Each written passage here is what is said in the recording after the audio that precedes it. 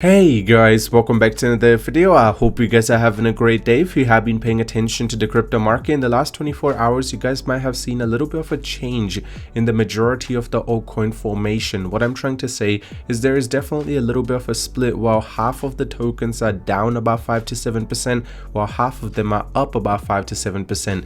The major reason why this is happening and the split is occurring is due to the way Bitcoin is performing. If you look at the price action of Bitcoin just in the last 24 hours, you'll realize that 2 times or nearly 3 times it fell below the critical support of 96,000, and one of the times it went down all the way to 94,800 and it was able to recover in less than 1 hour. So this caused the market to become in a split situation where people were panicking for some of the altcoins while the other altcoins were still in a positive trend.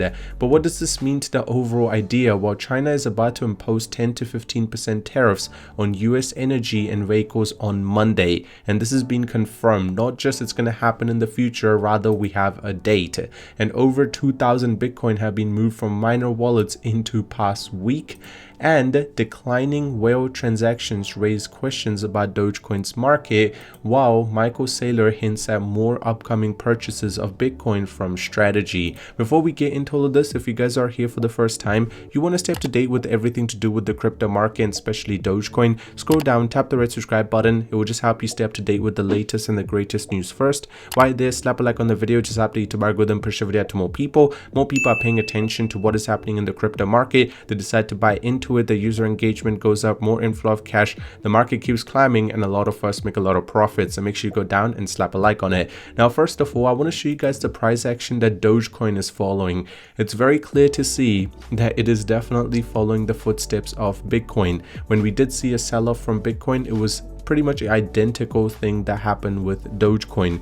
But if you look at the downwards trend that Dogecoin was forming, you can see that right now it actually used as a support to be able to rebound to where the consolidation was happening, which is close to 25 cents. As I mentioned, if Doge is able to hold this price action for a longer period of time, while there is a lot of uncertainty around the entire market, there will definitely be a very quick recovery that might actually put us into the 28 or 29 cents zone, which is pretty much the time where we've faced resistance previously and were rejected.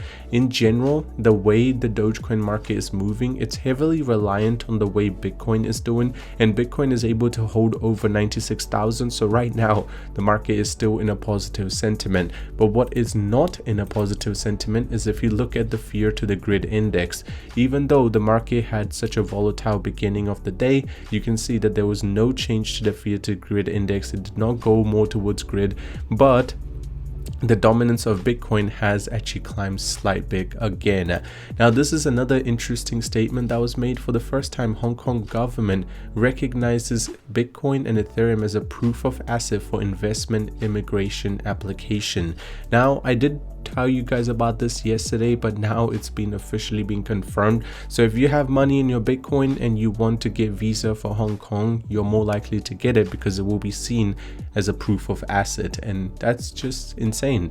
On the other end, the open interest for Dogecoin has fallen a little bit short, now sitting at about 1.1 billion, and showing signs that long and a short ratio is still in the plus sign of the positive traders, but it's not showing any sort of movement. It's stuck on 75% for a long period of time, and Bitcoin is showing something similar, sitting at about 27 billion. And President Trump to announce 25% tariffs on steel and aluminium tomorrow. Now, what's really interesting is, why is Trump trying to do tariffs on everything at this point? I understand that they're trying to control the economy and try to get control over how well the US economy is doing, but on countries I understand, but on a specific metal coming from any country is kind of insane. And all eyes on 2600. If the key support level holds, Ethereum could gain momentum to bounce to 3000 or even 4000. Right now, Ethereum is definitely an underperforming dog, because you can see that Solana and BNB yesterday were able to climb quite a significant amount, while Ethereum, let's just say, due to the high fees, is struggling just a tiny bit. And Bitcoin miner activity is shifting, a trend that historically presented major price movements, and price movements are going to be happening very soon. China will lift its ban on Bitcoin and crypto by the end of 2025. We talked about this, and at the same time the trade war between US and China is definitely heating up. So I don't know how both of those things will collide together to affect the crypto market. Another thing that's interesting is Dogecoin is still trending on Twitter. It's been trending for straight last 3 days, so maybe something big is cooking in the back. And Trump says Musk is not gaining anything from Doge. The only thing he is doing is he's actually helping the government.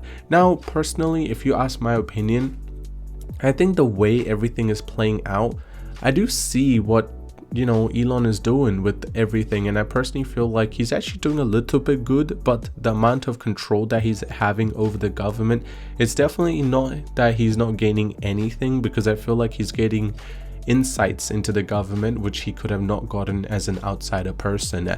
And Poland's central bank rejects Bitcoin as reserve asset amid the stability concern. So well, that's the first country which has gone in to talk about the reserve for Bitcoin, and now they pretty much said that we are not going to be adding it as a reserve because the stability is hard to predict. And Trump and his family earned millions from the Trump coin, while 810,000 others lost money. This was insane, because I feel like the amount of money that was lost by a lot of people on Trump coin, it's really hard to believe how everything is happening in crypto right now. And Coinbase CEO calls for a blockchain-based US treasury as Dogecoin saves billion.